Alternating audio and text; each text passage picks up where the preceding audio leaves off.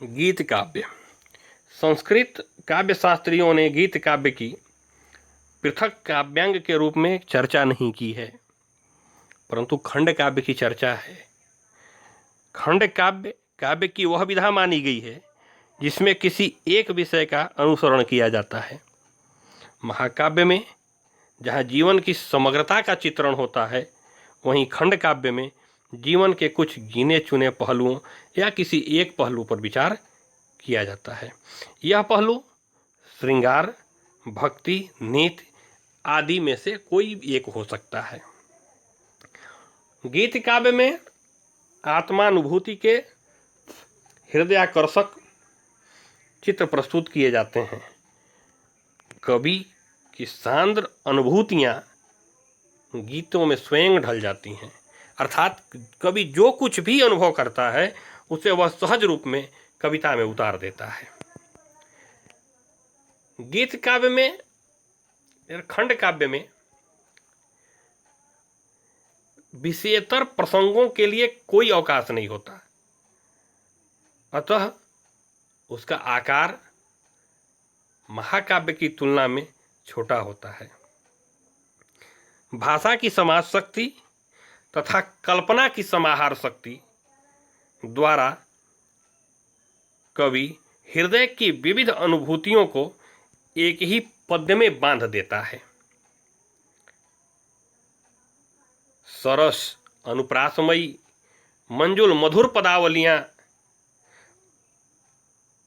उसमें मादक आकर्षण पैदा कर देती हैं। गीयता इस खंड काव्य का प्राण तत्व है। छंदों की जो लयात्मकता है, श्रोता को बहाल ले जाने के लिए काफी है। इसी गीयात्मकता के कारण खंड काव्य को गीत काव्य भी कहा जाता है। इसके दो भेद किए जा सकते हैं। यदि कथा तत्व को ध्यान में रखा जाए तो इसके तीन भेद किए जा सकते हैं। पहला खंड काव्य, दूसरा मुक्तक काव्य तथा तीसरा निबंधात्मक गीत काव्य। इसके उद्भव और विकास के विषय में थोड़ा हम लोग जान लें। गीत काव्य की झलक सर्वप्रथम हमें वेदों में ही देखने को मिलती है। वेद मंत्र ऋषियों की गहन अनुभूतियों के छंदोबद्ध उद्गार हैं। उषा सुंदरी का सौंदर्य चित्रण गीत काव्य का एक सुंदर नमूना कहा जा सकता है। उसके बाद लौकिक संस्कृत में वाल्मीकि रामायण काव्य यद्यपि गीत काव्य नहीं है, परंतु अश्लोक छंद में उतरा हुआ है। महर्षि वाल्मीकि का शोक हृदय की अतल गहराई से स्वतः प्रस्फुटित हुआ है और यह गीत उनके हृदय के द्रवित संताप का मूर्त रूप है। महाभारत में भी भावपूर्ण गीतात्मक स्थलों की कमी नहीं है।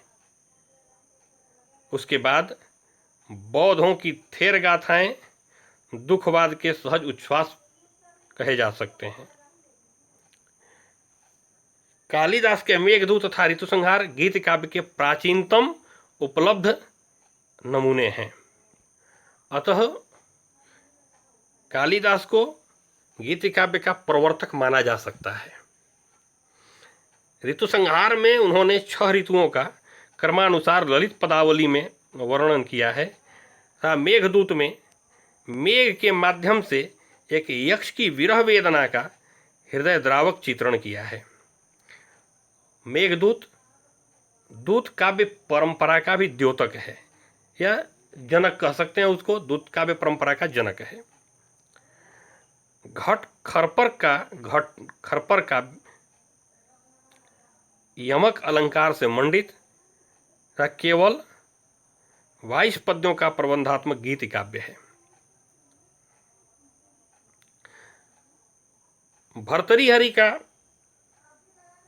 नीति शतक, श्रृंगार शतक तथा वैराग्य शतक मुक्तक काव्य के अमूल त्रिरत्न माने जाते हैं।